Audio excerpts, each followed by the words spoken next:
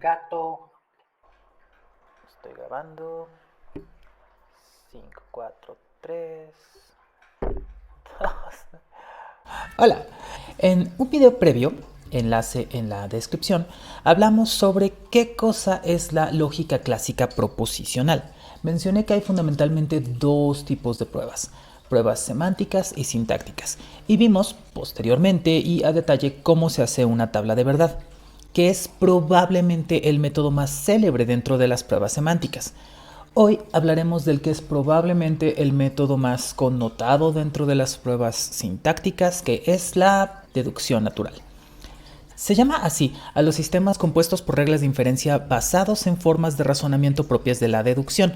Pueden leer más al respecto en la entrada de esta persona cuyo nombre está en pantalla en la IEP, enlace en la descripción. Pero, ¿por qué creemos en estas reglas? Y más aún, ¿por qué las calificamos como deductivas? Cuando hablamos de lógica clásica proposicional, aceptamos algunas cosas: que las proposiciones son o bien verdaderas o bien falsas, pero necesariamente una de las dos, que las proposiciones no pueden ser verdaderas y falsas al mismo tiempo, y que las proposiciones son idénticas a sí mismas. En el video anterior establecimos el lenguaje de la lógica clásica proposicional y vimos cómo funcionan las variables proposicionales, los signos de agrupación, y también dimos la definición de los expedientes formales, las conectivas o constantes. Con base en lo anterior, establecimos que hay tres resultados posibles en una tabla de verdad: contingencias, a veces verdadero y a veces falso; contradicción, siempre falso; y tautología, siempre verdadero. Si eso no está claro, vayan a los videos enlazados en la descripción y asegúrense de que todas esas cosas están claras porque son fundamentales para entender lo que viene. Este último caso, las tautologías, es el que más nos interesa ahora, pues esas tautologías, también conocidas como verdades lógicas, son las que utilizaremos como reglas de inferencia en la deducción natural. ¿Por qué? Porque está probado que, por su forma, son necesariamente verdaderas. Es imposible que la conectiva principal en el enunciado evaluado resulte falso alguna vez, como lo revisamos ya. Además, no importa qué proposiciones se pongan en una estructura tautológica, por su forma, el valor de verdad de la conectiva principal será irremediablemente verdadero, siempre. ¿Esto significa que los argumentos son verdaderos? No. Verdad o falsedad es algo que se predica de juicios, enunciados o, en este caso, proposiciones. De un argumento predicamos que es válido o que no lo es. Verdad y falsedad se predica de juicios, enunciados o proposiciones. Validez o invalidez se predica de argumentos. Cuando decimos de un juicio, enunciado o proposición que es verdadero, como vimos antes, se presume que una proposición es verdadera cuando hay un hecho que corresponde con esta, y es falsa cuando no lo hay. ¿Y cuando decimos que un argumento es válido? Al menos en dos casos. Sí, hay varios más, pero me refiero a los que nos competen ahora. Uno, que ya aprendimos, cuando es posible demostrar mediante una tabla de verdad que es tautológico. Y dos, lo que nos interesa hoy, cuando mediante la aplicación de reglas de inferencia es posible demostrar que de las premisas se sigue la conclusión. Recapitulando, las reglas de inferencia son tautologías, verdades lógicas. Mediante las reglas de inferencia podemos demostrar deductivamente que un argumento es válido. Por decirlo así, los pasos en una demostración en deducción natural están amparados en la tautologicidad de las reglas de inferencia. Técnicamente, cualquier tautología podría ser considerada una regla de inferencia, pues, en tanto que se trata de una verdad lógica, las inferencias realizadas siguiendo su estructura serán válidas. Escogemos, sin embargo, un conjunto de reglas simples a partir del cual podemos demostrar cosas más complejas. Comencemos. Bueno, y esto se llama reglas de inferencia 1 porque pues va a haber una segunda parte al menos, ¿no? Ok, el funcionamiento de las reglas, en primer lugar, se explica, o mejor dicho, se entiende mediante la definición de las conectivas. ¿Y qué quiero decir con eso? Que si tú entiendes de qué va la conectiva, entenderás la aplicación de las reglas. En vez de aprenderte las reglas de memoria, es mejor entender cómo funciona la conectiva principal de cada regla y entonces tienes una idea mejor de cómo son sus aplicaciones, porque entiendes su funcionamiento. Y bueno, hoy vamos a hablar solamente de tres reglas cuyo operador principal es la implicación: el modus ponens, el modus tollens y el silogismo hipotético. Empezamos con el modus ponendo ponens. Es, pues básicamente esto que está aquí en pantalla. dice algo así, ¿no? Si P implica Q y es el caso que P, pues de eso se sigue que Q. Y aquí ya apareció una conectiva que no habíamos visto antes. Esta cosa se llama o es conocida como el torniquete, turnstile se le dice, pero lo pueden encontrar también de esta forma, ¿no? De manera más o menos estándar, puede ser como estos 3 puntitos de por lo tanto, que se leería así, P por lo tanto Q, o también como diciendo algo como tal cosa es consecuencia sintáctica de esto, ¿no? Es algo así como toda esta información que está aquí es prueba de que esta conclusión frustra. Entonces, lo leeríamos así en este caso. Para el por lo tanto es algo como P implica Q y P por lo tanto Q. Y para el caso del torniquete es algo así como P implica Q y P es prueba de que es el caso que Q. Algo así diríamos. Entonces vamos ahora sí a la definición de la regla del modus ponens. Dice, de la conjunción de una implicación con una proposición concordante con su antecedente se deduce el consecuente. Entonces vamos a ver eso por partes. Ahí está una conjunción. ¿Una conjunción de qué cosas? De una implicación y una proposición que es concordante con el antecedente de la implicación. De eso se deduce el consecuente de la implicación. Es la forma más clara en la que se me ocurrió que se podía presentar. Espero que funcione. ¿Y esto cómo se ven las demostraciones? Se preguntarían ustedes. Bueno, tienes ahí 2 premisas. Esto es muy importante. Se suele suponer que cuando se nos da un conjunto de premisas, entre una premisa y otra hay una conjunción siempre. Esa conjunción no se escribe, pero lo que se está diciendo es, está esta premisa 1 y esta premisa 2 y existen esas 2 premisas al mismo tiempo. Entonces, están unidas por una conjunción que ahí está elidida sencillamente. Y bueno, ¿qué tenemos ahí entonces? Tenemos que P implica Q y tenemos una proposición P que es concordante con el antecedente. De esas 2 premisas se sigue la conclusión que es Q. Y ya está. Vamos a ver otro caso con la misma estructura. Tenemos ahora que R implica S y una proposición que es concordante con el antecedente R. Por lo tanto, se sigue S, que es el consecuente. Entonces, este caso es un poco más interesante. Tenemos que no P implica T y no es el caso que P. Lo que observamos es que hay información ahí que parece concordante. Lo que tenemos es que el antecedente de la implicación es no P y tenemos una proposición ahí negada que es también no P.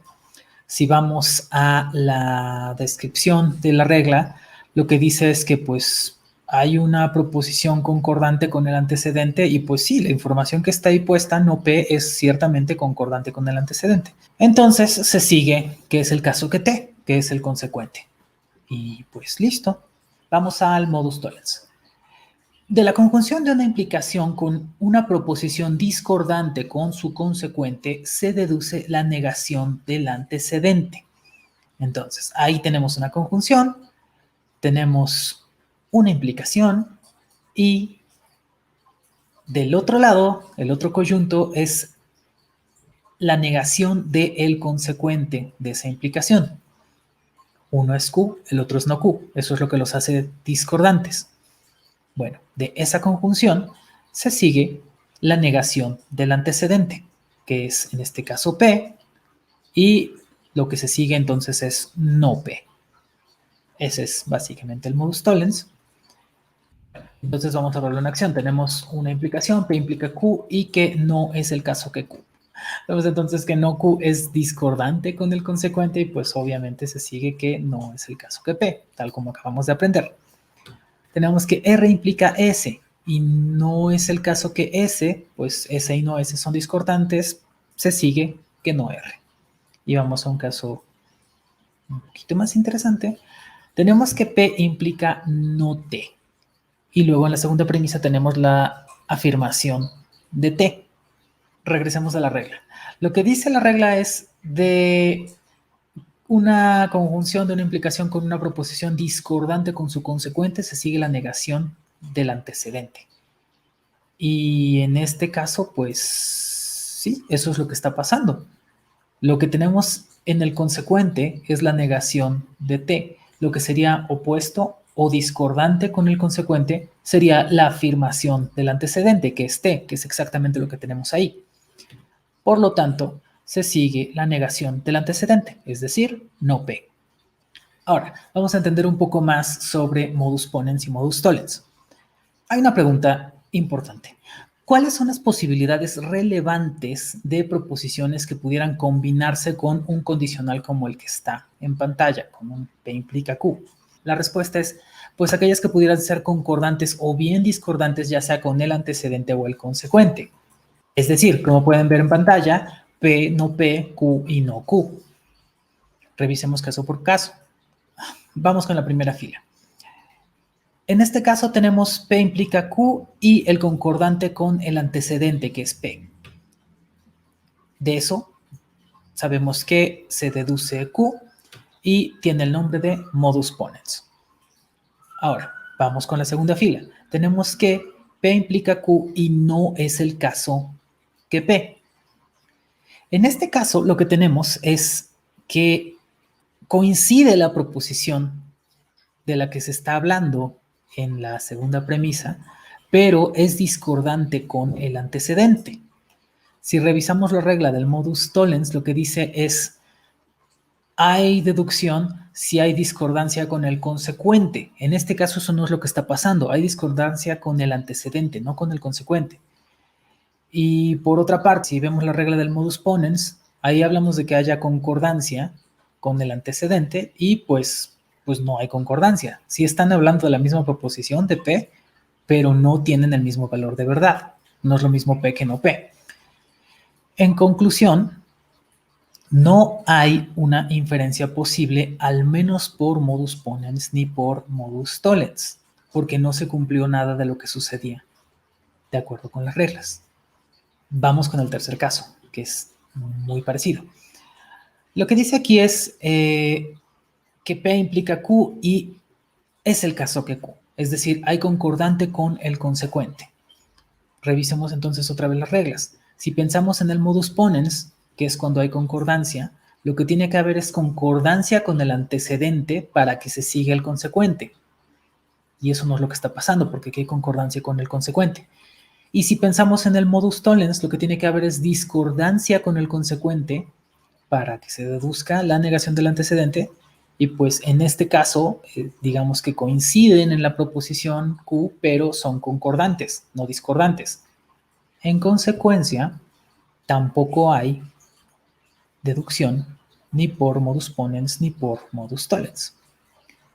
Y vamos al último caso, que es P implica Q y no es el caso que Q. En este caso, se cumple que hay discordancia con el consecuente y por lo tanto se deduce la negación del antecedente. Y a eso lo conocemos como modus tollens. Y pues ya, estas son todas las combinaciones relevantes. Ahora, ¿qué pasa cuando hay otra proposición que, digamos, no tiene que ver exactamente con estas que acabamos de revisar, con las que son concordantes o discordantes con el antecedente o el consecuente? Pensemos en este último caso. Dice P implica Q y es el caso que S. P implica Q y S. O sea, el condicional es P implica Q y lo que hay aparte ahí es S. S que tiene que ver con nada, no tiene nada que ver con ese condicional. Hay ciertas otras cosas que se pueden inferir, pero al menos no por modus ponens o por modus tollens, porque no tiene relación con ese condicional. Por lo tanto, no hay modus ponens ni modus tollens. No hay inferencia. Y se preguntarían ustedes, ¿y funciona igual con fórmulas complejas?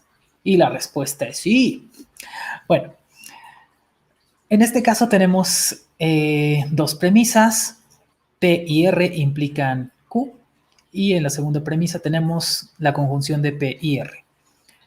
Como pueden ver, el antecedente es la conjunción de P y R en la primera premisa y en la segunda tenemos, de hecho, algo que es concordante exactamente con el antecedente de esa implicación.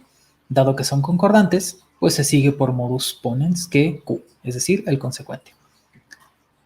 Vamos a este otro caso.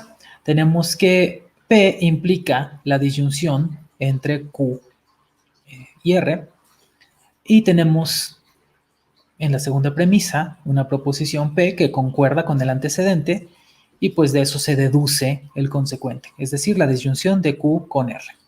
Vamos a este otro caso, que está bastante más interesante. Ahora tenemos la negación de una implicación donde P es el antecedente y R es el consecuente, en la primera premisa. Y en la segunda tenemos la negación de una implicación donde P es el antecedente y R es el consecuente. Es decir, es exactamente concordante con el antecedente. Bueno, como concuerda con el antecedente, entonces se sigue el consecuente. Y listo. Vamos a esta otra. Dice, P implica la negación de Q con S. Y pues en la segunda premisa tenemos algo que es concordante exactamente con el antecedente, que es la proposición P. Pues de hecho se sigue el consecuente completo, tal como está ahí escrito. No es el caso que Q o S. Y listo. Ahora, vamos a ver algunos casos con modus tollens. Tenemos que hay una implicación donde la conjunción de P y R es el antecedente y el consecuente es la proposición Q. En la segunda premisa está la negación de Q, son discordantes, por lo tanto se sigue la negación del antecedente, es decir, no es el caso la conjunción de P y R. Ahora, tenemos que P implica a la disyunción de Q con R, todo eso es lo que implica en el consecuente. Y en la premisa 2 tenemos la negación de esa disyunción. Es decir, la negación de Q o R es lo discordante con el consecuente de la premisa 1. Por lo tanto, se sigue la negación del antecedente. Es decir, lo que nos da es no P. Luego tenemos que P implica la negación de la implicación donde el antecedente es Q y el consecuente es R. Y aquí tenemos algo muy interesante, porque lo que hay en la premisa 2 es la implicación Q, donde Q es el antecedente y R es el consecuente. Fíjense que en este caso hay una afirmación, por decirlo así, pues sí, es afirmativa esa implicación que está en la premisa 2, y en el consecuente está negado. Pues realmente no hace ninguna diferencia, porque lo relevante, según aprendimos en la definición, es que sean discordantes. Y lo son. Como tenemos lo que es discordante con el consecuente, pues se sigue la negación del antecedente. Es decir, no P. Y por último tenemos P implica Q. Todo eso es el antecedente de otra implicación donde el consecuente es no R. En la segunda premisa tenemos a R, que es lo opuesto del consecuente de la implicación. Dado que son discordantes, se sigue la negación del antecedente. Es decir, la negación de todo lo que está a la izquierda de ese segundo condicional, por decirlo así. Es decir, no es el caso que P implique Q. Y ya está. Vamos ahora al silogismo hipotético. Es una definición un poquito larga, pero no es muy complicada. Dice, dada la conjunción de dos condicionales, donde el antecedente de uno concuerda con el consecuente del otro, se deduce un tercer condicional conformado por el antecedente del primero y el consecuente del segundo. Es decir, dada una conjunción de dos condicionales, donde el antecedente de uno concuerda con el consecuente de otro, es decir, esa Q que está ahí en morado, primero es consecuente de uno de los condicionales y luego es antecedente en el otro. De eso se deduce un tercer condicional conformado por el antecedente del primero, es decir, esa P que está en verde, y el consecuente del segundo, esa R que está en morado. Esto se parece en todo a la silogística medieval. Si estudiaron alguna vez eso, pues tiene mucho sentido, ¿no? Hay dos extremos y un término medio. Básicamente funciona así. Vamos a ver casos relevantes. Bueno, aquí tenemos pues los dos condicionales que están en conjunción. Concuerda el consecuente del primero con el antecedente del segundo. De eso ya sabemos que se deduce ese otro condicional que tiene como antecedente al antecedente del primero y como consecuente al consecuente del segundo. Es decir, P implica Q y Q implica R, pues de eso se sigue que P implica R. En este otro caso tenemos algo un poquito distinto, pero que vemos que va a funcionar igual. Tenemos que P implica no Q y que no Q implica R. En ese caso hay concordancia en no Q. No Q es el consecuente en el primero y es el antecedente en el segundo. Por lo tanto, se deduce que P implica R igualmente. Es decir, tiene el antecedente del primer condicional y el consecuente del segundo. Ahora tenemos que no P implica Q y Q implica R. Se cumple que Q funciona como término medio, digámoslo así, que es tanto consecuente de uno como antecedente del otro, pues sencillamente tenemos esta nueva implicación que es no P implica no R, porque es el antecedente del primero y el consecuente del segundo, nada más. Ahora tenemos no P implica no Q y no Q implica no R.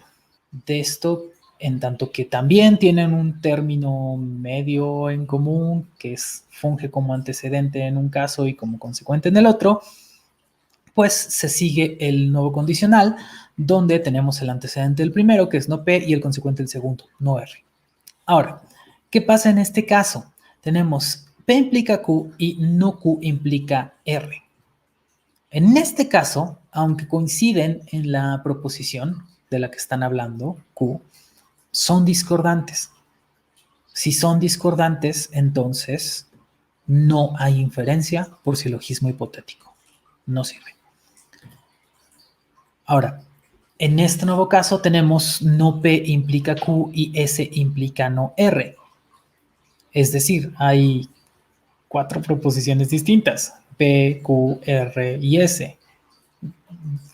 Ninguna tiene que ver con nada, o sea, no hay inferencia por silogismo hipotético, no hay concordancia posible. Ahora tenemos no P implica Q y no es el caso que Q implica no R. En este caso parece que hay concordancia en Q, pero está esa negación. Esa negación, pues hay que tomarla en serio, porque cambia por completo el valor de verdad de esa implicación. Entonces, de esto tampoco hay inferencia posible por silogismo hipotético, porque hay que respetar esa negación. Y tenemos este otro caso que dice, no es el caso que P implica Q y Q implica R. Misma situación. Parece que hay concordancia porque está ahí Q, tanto como antecedente como consecuente, pero el primer condicional está negado y no puede ignorarse esa negación. Cambia por completo el sentido de lo que dice ahí y por lo tanto no hay inferencia posible por silogismo hipotético. Entonces, esas son las 3 reglas que operan con la implicación. Por supuesto que hay más, pero bueno, estas son las 3 básicas que encuentran en todos los manuales de lógica. Y la pregunta que se harían es si con eso ya podemos demostrar cosas. Y la respuesta es, pues, por supuesto que sí. Normalmente se nos presentan los problemas de esta manera. Hay unas premisas y una conclusión por demostrar a partir de las premisas, ¿no? Y bueno, lo que todo el mundo se preguntaría sería por dónde empezar. Hay 2 métodos. El primero es ver las premisas e identificar qué podemos hacer nada más viendo las premisas. Y pues en este caso vamos a ver las premisas 1 y 2. La premisa 1 dice que P implica Q y la 2 dice que Q implica R.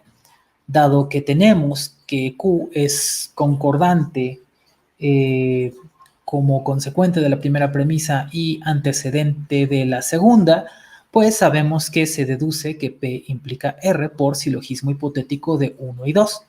Y de ahí que, ¿no? Bueno, pues de ahí tenemos ahora que P implica R, que es lo que acabamos de aprender en la premisa 4. De hecho, es concordante con el antecedente de la implicación que está ahí en la premisa 3. Lo que dice es la implicación, P implica R, es el antecedente de otra implicación donde el consecuente es S. Entonces, como son concordantes, por modus ponens de 3 y 4, se sigue que es el caso que S. Y pues ya está, quedó demostrado que es el caso que S se sigue de esas premisas que están ahí puestas. Ahora, método número 2. Ver la conclusión y rastrearla en las premisas para desarrollar una estrategia. La conclusión es no P. Entonces, ¿qué haces? Pues buscas a P en las premisas. ¿Y dónde está P? Aquí, en la premisa 3. Entonces, en la premisa 3, y es antecedente de una implicación donde el consecuente no es el caso que M implica D. Todo eso que está ahí en azul, ¿no? Entonces, ¿esto qué significa? Eso quiere decir que si tuviésemos la afirmación de M implica D, entonces tendríamos no P por modus tollens. Y la pregunta sería, ¿y pues de dónde sacamos que M implica D? Y la respuesta, pues evidentemente es pues de las otras premisas, ¿no? Por ahí ha de andar. Entonces vemos las otras premisas y ¿qué tenemos? Tenemos que hay dos implicaciones. Una donde la segunda dice M implica no S y la primera dice no S implica D. Y dices, bueno, como que por ahí podría ser, ¿no? Entonces vamos a ponerlo en acción porque hay un término medio, efectivamente, que es no S, que funge como consecuente en la segunda premisa y como antecedente en la primera. Entonces, en vista de eso, se sigue que M implica D, por silogismo hipotético de 1 y 2. Y ya que tenemos esa información, observamos que M implica D es discordante con el consecuente de la premisa 3, que no es el caso que M implica D. ¿Y para qué queríamos eso? Y pues de eso claramente se deduce que no es el caso que P, por modus tollens de 3 y 4. Y ya está, quedó demostrado que no P se sigue de esas tres premisas.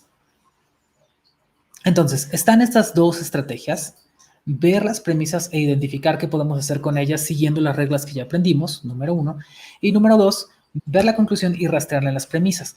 En realidad lo que va a suceder es que conforme vayan adquiriendo experiencia van a hacer una combinación de las dos. Vamos a ver un caso más. Dice que P implica no S, que es el caso que S, y que no P implica D. Y lo que queremos demostrar es que D. Entonces, pues de 1 y 2 observamos que hay discordancia entre S y no S, y según hemos aprendido por modus tollens, de eso se sigue que no es el caso que P.